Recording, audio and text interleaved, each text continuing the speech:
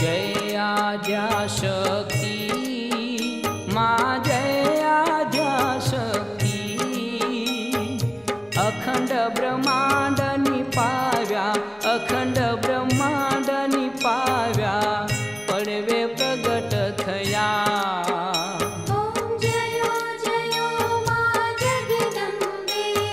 द्वितीया बेव स्वरूप शिवशक्ती जाणू मा शिवशक्ती जाणू ब्रह्मा गणपती गाये ब्रह्मा गणपती गाये हर गाये हर मा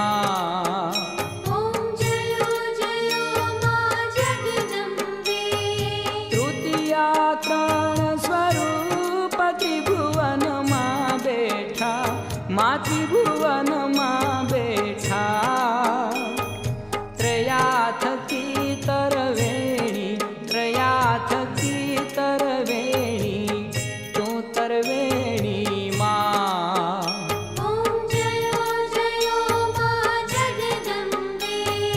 चौथे चतुरा महालक्ष्मी मा सचराचर व्याप्या मा सचराचर व्याप्या चार भुजा चौदिशा चार भुजा चौदिशा प्रगट्या दक्षिण मा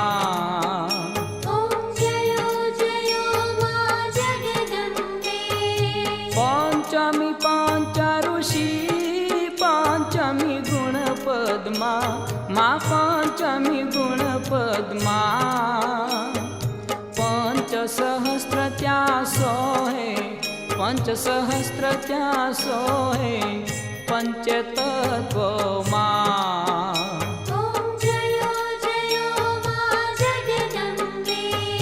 षष्ठी तू नारायणी महिषासुर मारो मा महिषासुर मारो नर नारी ना रूपे नर नारी ना रूपे व्याप्या सगळे मा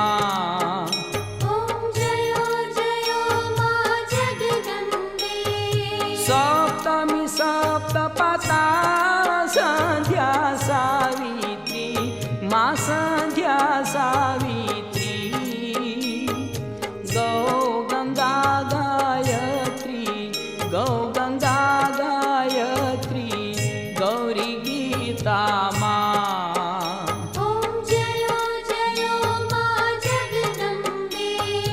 अष्टमी अष्टभुजा आई आनंदा माई आनंदा सूरी नर मुनिवर जन्म्या सूरी नर मुनिवर जन्म्या देवो देत्यो मा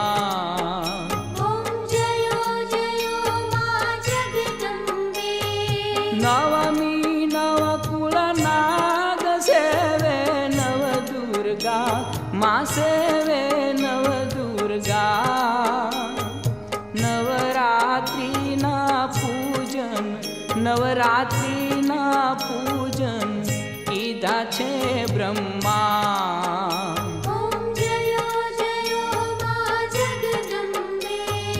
दशमी दशावतार जय विजया दशमी मा जय विजया दशमी रामे राम रमाड्या रामे राम रमाड्या रावण रडो मा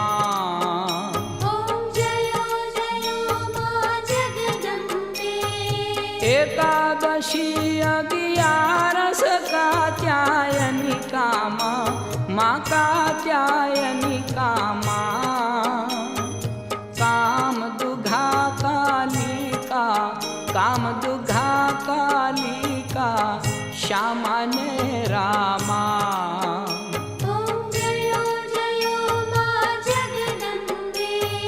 बार से बाला रूप बहुचरी अम्बा मा बहुचरी अम्बा मा बटुक भैरव सोहे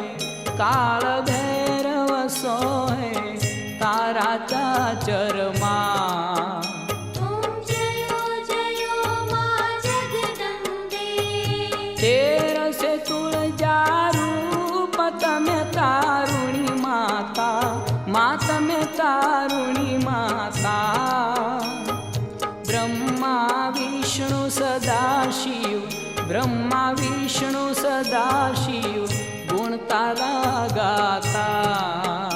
ओम जयो जयो मां जगदम्बे। 1414 स्वरूप चंडी चामुंडा, मां चंडी चामुंडा। पाव भक्ति कहीं आपो, पाव भक्ति कहीं आपो, सिंहवाहिनी माता। ओम जयो जयो मां जगदम्बे। पूनम कुंभ भरो स्तंभावी नगरी, मां स्तंभावी नगरी। वशिष्ठ देवे वखाण्या, मार्कंड ऋषीए वखाण्या, गाई शुभ कविता। ओम जयो जयो मां जगदम्बे। संवत 1657, 1622 मां 1622 संवत 16 प्रगट्या, संवत 16 प्रगट्या, रेवाने तीरे। ओम जयो जयो मां जगदम्बे। त्र्यंबावती नगरी, रूपावती नगरी, मारूपावती नगरी। 16 सहस्त्र त्या सोहे, 16 सहस्त्र त्या सोहे, क्षमा करो गौरी, मां दया करो गौरी। ओम जयो जयो मां जगदम्बे। शिव शक्तिनी आरती जे कोई गाशे, माझे भावे गाशे। म्हणे शिवानंद स्वामी, म्हणे शिवानंद स्वामी, सुख संपत थाशे, हर कैलास जाशे, मांबा दुख हरशे। ओम जयो जयो मां जगदम्बे। मां एकमेक स्वरूप, अंतर नवदर्शो, मां अंतर नवदर्शो। भोला भवानी ने भजता, भोला अंबे मने भजता, भवसागर तरशो। ओम जयो जयो मां जगदम्बे। पावन जाणू भक्ति न जाणू, नव जाणू सेवा, मानव जाणू सेवा। वल्लभ भट्टने आपी, एवी अमने आपो, चरणोनी सेवा। ओम जयो जयो मां जगदम्बे। मानी चुंदड़ी लाल गुलाल शोभाती सारी, मां शोभाती सारी। आंगण कुकड़ नाचे, आंगण कुकड़ नाचे, जय बहुचर बाली। ओम जयो जयो मां जगदम्बे। मानो मंडप लाल गुलाल, शोभा बहु सारी, मां शोभा बहु सारी। હું છું બાળ તમારો, હું છું બાળ તમારો, રાખો નિજ ચરણે। ओम जयो जयो मां जगदम्बे। ओम जयो जयो मां जगदम्बे। दुर्घटभारी तुझ विण संसारी, अनाथनाथे अंबे करुणा विस्तारी। वारी वारी जन्म मरणाते वारी, हारी पडलो आता संकट निवारी। जय देवी जय देवी जय देवी जय देवी, महिषासुरमर्दिनी ओ दैत्यासुरमर्दिनी, सुरवर ईश्वर वरदे तारक संजीवनी।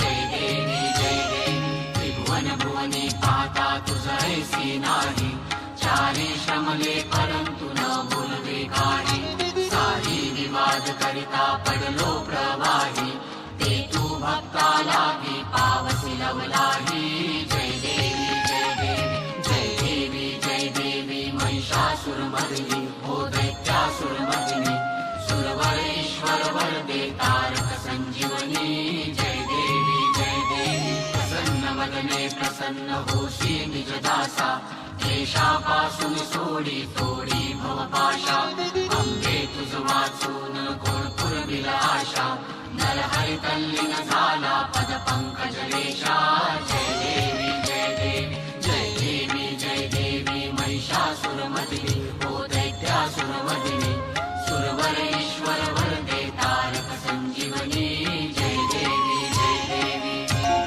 कर्पूरगौरं करुणावतारं संसारसारं भुजगेन्द्रहारं सदा वसन्तं हृदयारविन्दे भवं भवानी सहितं नमामि मङ्गलं भगवान् विष्णु मङ्गलं गरुडध्वज मङ्गलं पुण्डरीकाक्षो मङ्गलाय तनो हरि सर्वमङ्गलमाङ्गल्ये शिवे सर्वार्थसाधिके शरण्ये त्र्यम्बके गौरी नारायणी नमोऽस्तु ते बोल श्री अम्बे मात की जय।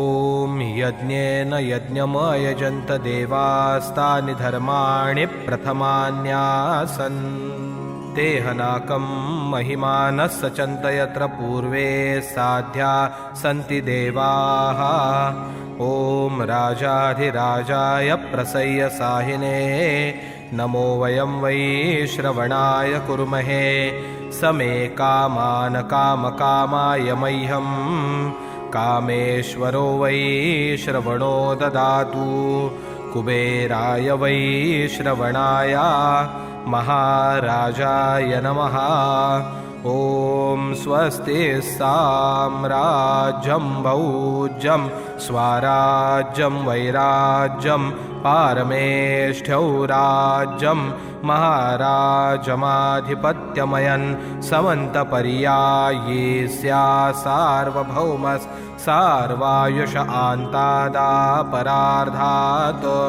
पृथिव्यै समुद्रपर्यन्ताया एकराळिति तदप्रेषश्लोकोऽभिगीतो मरुतः परिवेष्टारो मरुतस्या वसनगृहे आवीक्षितस्य कामप्रे विश्वे देवा सभासदैति ॐ एकदन्ताय विद्महे वक्रतुण्डाय धीमहि तन्नो दन्तिः प्रचोदयात् ॐ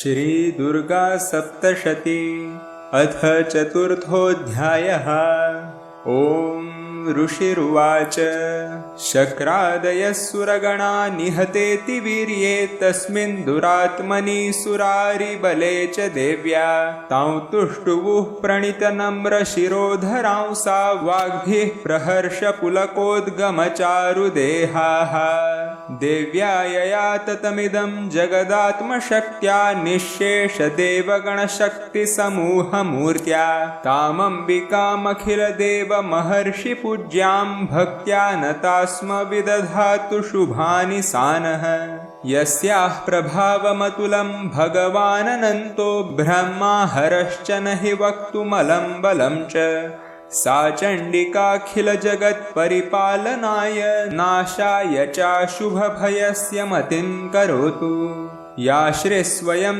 सुकृतिनां भवनेष्वलक्ष्मीः पापात्मनां कृतधियां हृदयेषु बुद्धिः श्रद्धा सतां कुलजनप्रभवस्य लज्जा तां त्वां नता स्म परिपालय देवि विश्वम् किं वर्णयाम तव रूपमचिन्त्यमेतत् केचातिवीर्यमसुरक्षयकारि भूरि किं चाहवेषु चरितानि तवातियानि सर्वेषु देव्यसुरदेवगणादिकेषु हेतुः समस्तजगतां त्रिगुणापि दोषैर्न ज्ञायसे हरिहरादिभिरप्यपारा सर्वाश्रयाखिलमिदं जगदंशभूतमव्याकृता हि परमा प्रकृतिस्त्वमाद्या यस्या समस्तसुरता समुदीरणेन तृप्तिं प्रयाति सकलेषु मखेषु देवी स्वाहासि वै पितृगणस्य च तृप्तिहेतुरुच्चार्यसे त्वमत एव जनैस्वधा च या मुक्तिहेतुरविचिन्त्य महाव्रता त्वम् अभ्यस्यसे सुनियतेन्द्रियतत्त्वसारैः मोक्षार्थिभिर्मुनिभिरस्तसमस्तदोषैर्विद्यासि सा भगवती परमा हि देवी शब्दात्मिका सुविमलर्घ्यजुषां निधान मुग्धिथरम्यपदपाठवतां च साम्नां देवित्रयी भगवती भवभावनाय वार्तासि सर्वजगतां परमार्तिहन्त्री मेधासि देवी विदिताखिलशास्त्रसारा दुर्गासि दुर्गभवसागरानौरसङ्गा श्रीकैटभारिहृदयैककृताधिवासा गौरी त्वमेव शशिमौलिकृतप्रतिष्ठा ईषत्सहासममलं परिपूर्णचन्द्रबिम्बानुकारिकनकोत्तमकान्तिकान्तम् अत्यद्भुतं प्रहृतमात्तरुष्या तथापि वक्त्रं विलोक्य सहसा महिषासुरेण दृष्ट्वा तु देवि कुपितं भ्रुकुटीकरालमुद्यच्छशाङ्कसदृशछवियन्न सद्यः प्राणान् मुमोच महिषस्तदतीव चित्रं कैर्जीव्यते हि कुपितान्तकदर्शनेन देवी प्रसीद परमा भवती भवाय सद्यो विनाशयसि कोपवती कुलानि विज्ञातमेतदधुनैव यदस्तमेन नीतं बलं सुविपुलं महिषासुरस्य ते सन्मता जनपदेषु धनानि तेषां यशांसि न च सीदति बन्धुवर्गः धन्यास्त एव निभृतात्मजभृत्यदारा येषां सदाभ्युदयदा भवति प्रसन्ना धर्म्याणि देवि सकलानि सदैव कर्माण्यत्यादृतः प्रतिदिनं सुकृती करोति स्वर्गं प्रयाति च ततो भवति प्रसादाल्लोकत्रयेऽपि फलदा ननु देवि तेन दुर्गे स्मृता हरसि भीतिमशेषजन्तोः स्वस्थ्यै स्मृता मतिमतीव शुभां ददासि दारिद्र्यदुःखभयहारिणिका त्वदन्या सर्वोपकारकरणाय सदार्द्रचित्ता एभिर्हतैर्जगदुपैति सुखं तथैते कुर्वन्तु नाम नरकाय चिराय पापम् सङ्ग्राममृत्युमधिगम्य दिवं प्रयान्तु मत्वेति नूनमहितान् विनिहंसि देवी दृष्ट्वैव किं न भवति प्रकरोति भस्म सर्वासुरा नरिषु यत्प्रहिणोषि शस्त्रं लोकान् प्रयान्तु रिपवोऽपि हि शस्त्रपूता इत्थं मतिर्भवति तेष्वहितेषु साध्वी खड्गप्रभारनिकरविस्फुरणैस्तथोग्रैः शूलाग्रकान्तिनिवहेन दृशोऽसुराणां यन्नागता विलयमं शुमदिन्दुखण्ड योग्याननं तव विलोकयतां तदेतत् दुर्वृत्तवृत्तशमनं तव देवि शीलं रूपं तथैतदविचिन्त्यमत्तुलमन्यैः वीर्यं च हन्तृहृतदेव पराक्रमाणां वैरिष्वपि प्रकटितैव दया त्वयेत्थम् केनोपमा भवतु तेस्य पराक्रमस्य रूपं च शत्रुभयकार्यतिहारि कुत्र चित्ते कृपा समरनिष्ठुरता च दृष्टा त्वय्येव देवि वरदे भुवनत्रयेऽपि त्रैलोक्यमेतदखिलं रिपुनाशनेन त्रात्रं त्वया समरमूर्धनितेऽपि हत्वा नीता दिवं रिपुगणा भयमप्यपास्तम् अस्माकमुन्मदसुरारिभवं नमस्ते शूलेन पाहि नो देवी पाहि खड्गेन चाम्बिके घण्टास्वनेन न पाहि चाप्यज्ञानेस्वनेन च प्राच्यां रक्ष प्रतीच्यां च चण्डिके रक्ष दक्षिणे ब्राह्मणेनात्मशूलस्य उत्तरस्यां तथेश्वरी सौम्यानि यानि रूपाणि त्रैलोक्ये विचरन्ति ते यानि चात्यन्तघोराणि तैरक्षास्मांस्तथा भुवम् खड्गशूलगदादीनि यानि चास्त्राणि तेऽम्बिके करपल्लवसङ्गीनि तैरस्मान् रक्ष सर्वतः। ऋषिरुवाच एवं स्तुतासुरैर्दिव्यैः कुसुमैर्नन्दनोद्भवैः अर्चिता जगतां धात्री तथा गन्धानुलेपनैः भक्त्या समस्तैः त्रिदशैर्दिव्यैर्धूपैः सुधूपिता प्राह प्रसाद सुमुखी समस्तान् प्रणतान् सुरान्। देव्युवाच व्रियतां त्रिदशाः सर्वे यदस्मत्तोऽभिवाञ्छितम्। देवाऊचुः भगवत्या कृतं सर्वं न किञ्चिदवशिष्यते। यदयं निहतः शत्रुरस्माकं महिषासुरः यदि चापि वरो देयस्त्वयास्माकं महेश्वरी संस्मृता त्वं नो हिंसेथाः परमापदः यच्च मर्त्यस्तवैरेभिस्त्वां स्तोष्यत्यमलानने तस्य वित्तर्धिविभवैर्धनदारादिसम्पदां वृद्धये स्मत्प्रसन्ना त्वं भवेथाः सर्वदाम्बिके। ऋषिरुवाच इति प्रसादिता देवैर्जगतोऽर्थे तथात्मनः इथेत्युक्त्वा भद्रकाली बभूवान्तर्हिता नृप। इत्येतत् कथितं भूप सम्भूता सा यथा पुरा देवी देवशरीरेभ्यो जगत्त्रयहितैषिणी पुनश्च गौरीदेहात् सा समुद्भूता यथाभवत् वधाय दुष्टदैत्यानां तथा शुम्भनिशुम्भयोः रक्षणाय च लोकानां देवानामुपकारिणी। तच्छृणुष्व मयाख्यातं यथावत् कथयामि ते। ह्रीं ॐ स्वस्ति श्रीमार्कण्डेयपुराणे सावर्णिके मन्वन्तरे देवी महात्म्ये शक्रादिस्तुतिर्नाम चतुर्थोऽध्यायः। ॐ शान्ति शान्ति शान्तिः। बोलो श्री अम्बे मात की जय।